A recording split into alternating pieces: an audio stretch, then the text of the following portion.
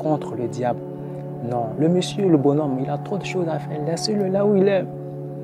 Ne vous occupez pas de lui, occupez-vous de vous-même, mettez-vous au centre de votre vie, analysez votre vie, examinez votre vie. Salut, bienvenue sur Penefav Institute, je suis votre serviteur Keja Kassi. Sur cette chaîne, nous partageons ce que nous pensons, ce que nous sommes, ce que nous faisons, ce que nous avons avec vous, afin que vous sachiez qui vous êtes véritablement, parce que nous sommes convaincus que l'être humain ne se connaît pas assez. Aujourd'hui, nous allons partager un certain nombre de connaissances, d'informations avec vous sur les lois de l'univers, sur les principes, sur les vérités universelles. Alors, je précise que ces vérités s'appliquent à tout le monde, à tout être humain.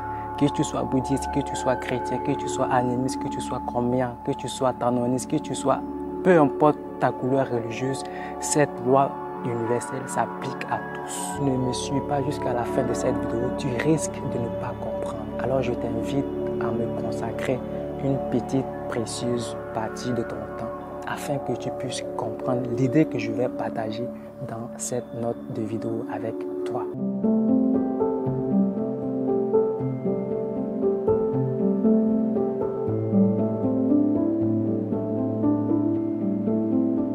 Si vous faites un atome d'oxygène plus un atome de carbone, on obtient monoxyde de carbone, qui est un gaz très toxique, un gaz qui nuit à la santé de la flore et de la faune.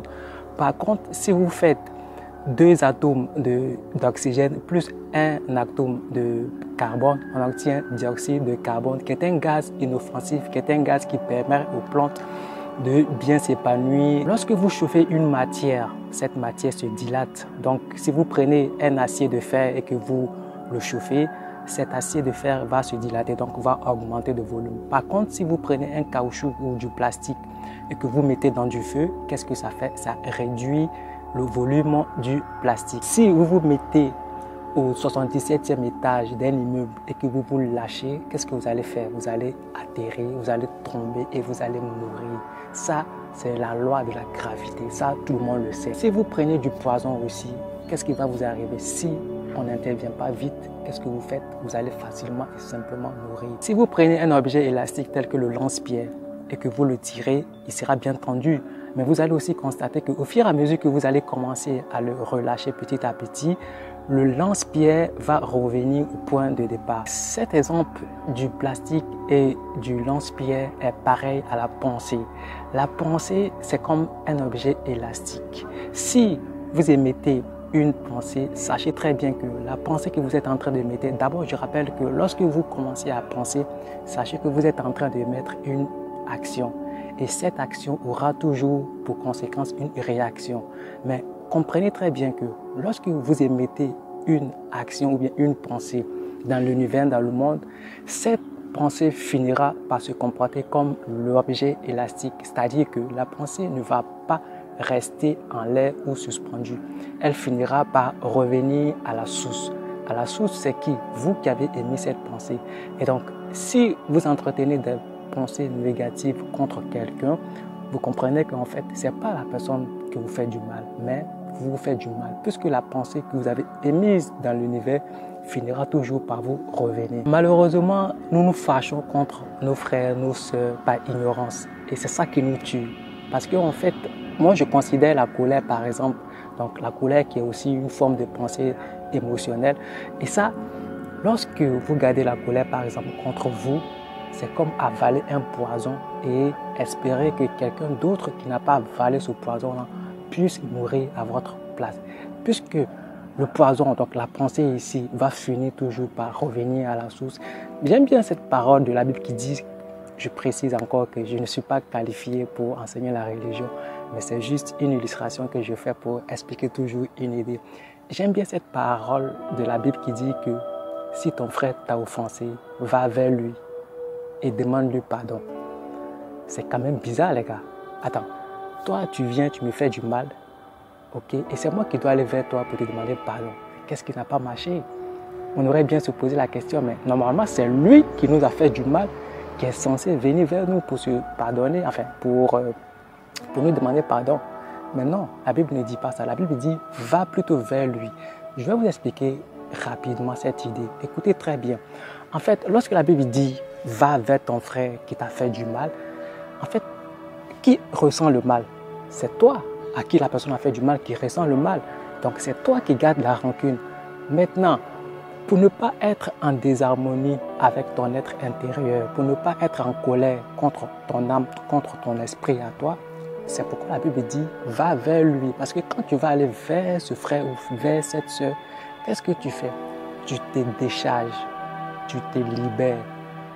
Voici la vertu de cette parole qui dit, si ton frère te fait du mal, va vers lui. Peut-être que la personne qui vous a fait du mal ne s'est même pas rendu compte que en fait, ce qu'elle a prononcé comme parole était en train de vous faire du mal.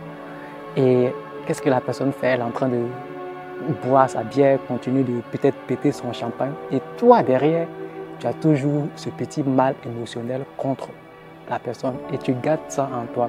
À qui tu fais du mal? Tu ne fais pas du mal à la personne, c'est à toi que tu fais du mal. Et ça, c'est un principe universel. Que tu sois chinois, que tu sois indien, que tu sois ivoirien, que tu sois, peu importe la couleur de ta peau, cette loi s'applique à tout être humain. Évitons de s'opposer à des choses, de s'opposer à des situations, de s'opposer à nos semblables. Parce que ce à quoi l'on s'oppose persiste. Je répète, ce à quoi l'on s'oppose persiste. C'est-à-dire que lorsque tu t'opposes à quelqu'un, la personne va toujours te faire barrière. Tu vas toujours rencontrer la personne sur ton chemin. On a tendance parfois à dire que les personnes les plus méchantes sur cette terre, ce sont celles qui vivent longtemps. Mais en réalité, ce n'est pas parce que forcément ces personnes sont méchantes. Parfois, ces individus ne sont pas compris. Et comme ils ne sont pas compris, nous, on les considère comme des personnes méchantes. Du coup, qu'est-ce qu'on fait? On s'oppose à ces individus-là.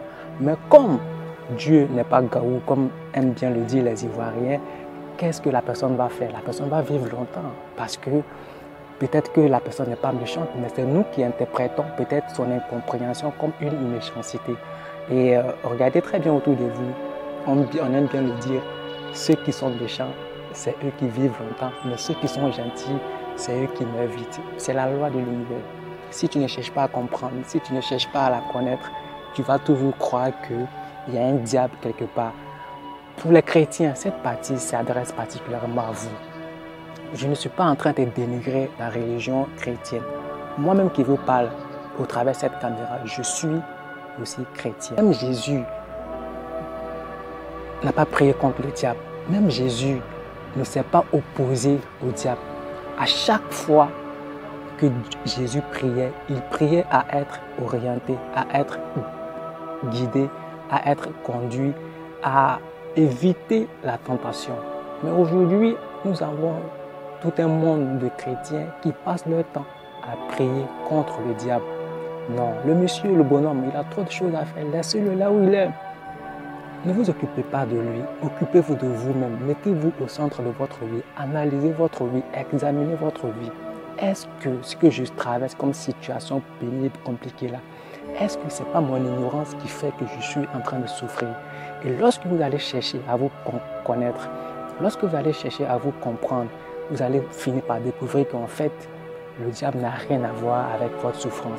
Mais si vous souffrez, c'est votre ignorance qui vous plonge dans la souffrance. Comment quelqu'un qui est mon ennemi, on peut me demander de prier pour lui? Humainement parlant, on devrait prier contre ses ennemis. Mais la Bible dit non, priez pour vos ennemis. Ça, c'est aussi un principe. Si tu ne cherches pas à comprendre, si tu ne cherches pas à connaître, tu vas périr. Tu vas passer des nuits, des samedis, des dimanches, toute ta vie dans les églises, dans les mosquées, à prier contre ton ennemi. Alors que tu ferais mieux si tu pries pour ton ennemi. Prie pour lui, donne-lui à manger, donne-lui à boire. Tu peux te méfier, oui, ça peut arriver en tant qu'humain, mais il ne faut pas prier contre lui. Priez plutôt pour lui. Vous connaîtrez la vérité et la vérité vous rendra libre. Et moi, j'ajoute pour dire, vous connaîtrez la vérité et la vérité vous rendra heureux. Vous connaîtrez la vérité et la vérité vous rendra joyeux. Vous connaîtrez la vérité et la vérité vous rendra riche. C'était votre serviteur, Kedja Kassi, Pénifav Institut. Vous servir notre développement.